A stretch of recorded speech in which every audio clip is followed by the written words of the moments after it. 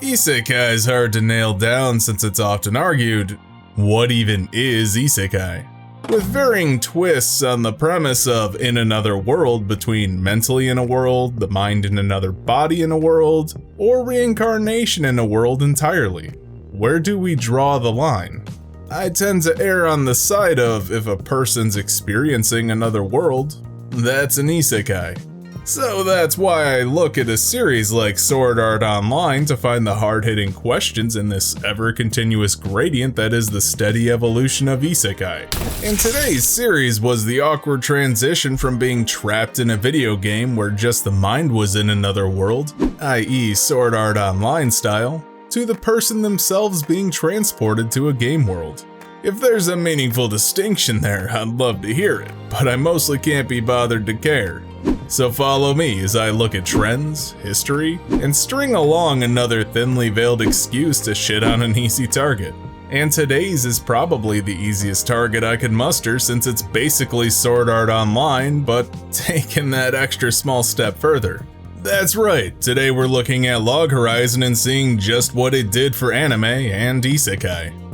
Come on, say it with me now. Starting as a web novel on Shosetsuka ni Naro back in 2010, Log Horizon gained enough popularity to get picked up by the almost as expected Enterbrain not even a full year later for a light novel adaptation. That's some pretty damn quick work right there, showing the company was reasonably confident in the franchise's success. Enough so that while still releasing light novels for the series, 4 separate manga adaptations cropped up focusing on the main storyline and side characters. Definitely shows they had a lot riding on this one. That all looks about standard for an isekai. Someone starts writing a series, gets a modicum of success on a self-publishing platform, and then gets nabbed by a publisher with a manga and anime following shortly after. So what's the big deal? Well, this happened quickly and early here. In 2010, Isekai was barely a thing in the public consciousness, and not even a defined subgenre in the West at that point. Pushing this out as quickly as possible made sense, and seeing an audience gravitate towards it only solidified that. Log Horizon has 2 seasons worth of anime, with 50 episodes spanning 4 seasons of releases.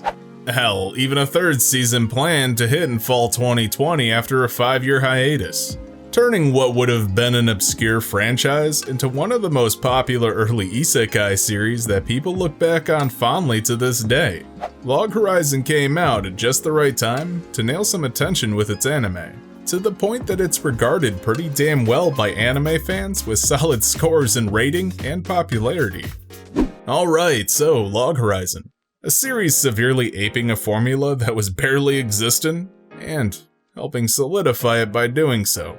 So we have a nerdy guy trapped in another world, but it's an MMO he played with a bunch of people he knew from the game. Was he physically taken there? Or is this just one of those deep dive sort of deals? It seems to be a mix, I guess. They're in the bodies of their in-game avatars, but hint that they might look more like their real-world selves somewhat? It sends a bit of a mixed message on that point, especially when cat people show up.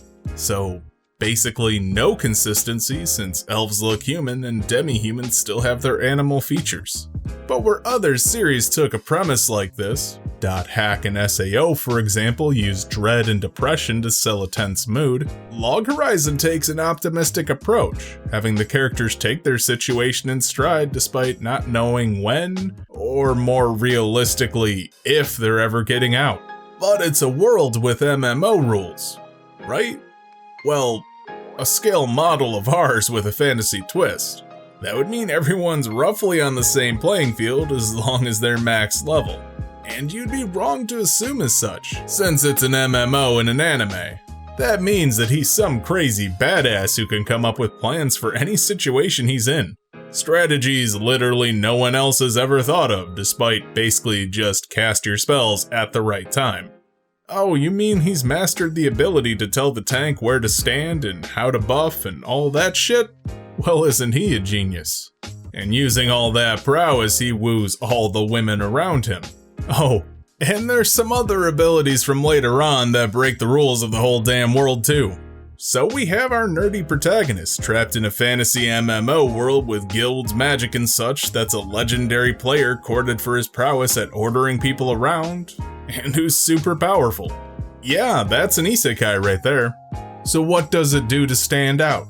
Well, for this particular game-oriented subgenre, the attitude and tone of the series feels refreshing, particularly considering the time period it was released. The lighter tone makes the series feel more accessible and relaxed than something with dire stakes like other trapped-in-a-game franchises. So, why Log Horizon? Why am I talking about this series? Well, it's still on that early side before isekai became recognized as its own genre in the West. It jumped on the trend ahead of the curve enough to be considered a pioneer by not really changing anything in practice from Sword Art Online, but framing it in a way that made it stand out in the less astute viewer's mind. Removing the solid in-a-game mechanic with the possibility of returning home and being less dark gave it a marked edge, though subsequently it kind of removed any drive for the characters to do anything, but that's also turned into a plot point as well. Despite basically ripping off SAO wholesale, it took it in a different direction. Oh, and would you look at that? It started merely a year after the first SAO light novel hit the scene. Isn't that a coincidence? With the rights snagged up by a subsidiary company using the same initial premise, only tweaked slightly, Kadokawa was hoping to get lightning to strike twice. Oh, that's right. It's that part of the video where I rip off the mask and lay bare the devious corporate motivations to the world. With other stories taking the otherworld approach also cropping up around this time, like Overlord and No Game No Life, we get a sense that this isekai trend may have been a bit more manufactured than organic. If you doubt that, just look at the number before the landmark series, SAO, hit. Companies aren't stupid, so they chased that milestone by putting similar stuff out. If it was successful the first time, it'll grab the peripheral market and draw in viewers looking for something like the original.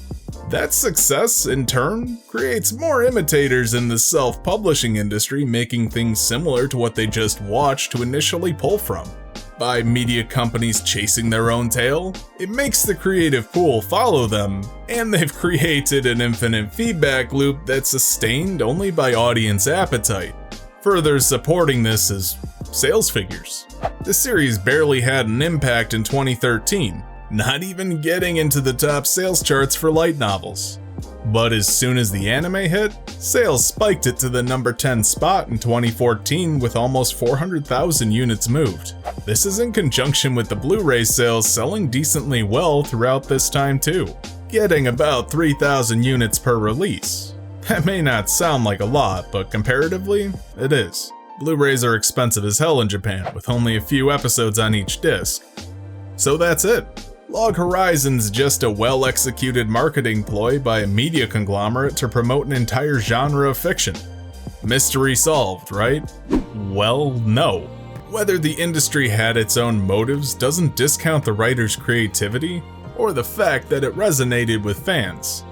The reason this series did so well is because of its timing and cashing in on the popularity of its predecessor, while laying the groundwork for those to come. It generated interest without souring people to the concept, which means it did its job from a marketing perspective and as a creative work. If anything, Log Horizon gave isekai more of a chance to stick around in the industry. So I think that'll do it. That'll bring this video to a close.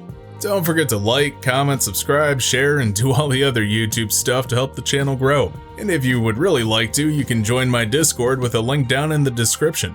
If you want to support the channel further, there's always Patreon, and I hope you all stay safe. Thanks for watching.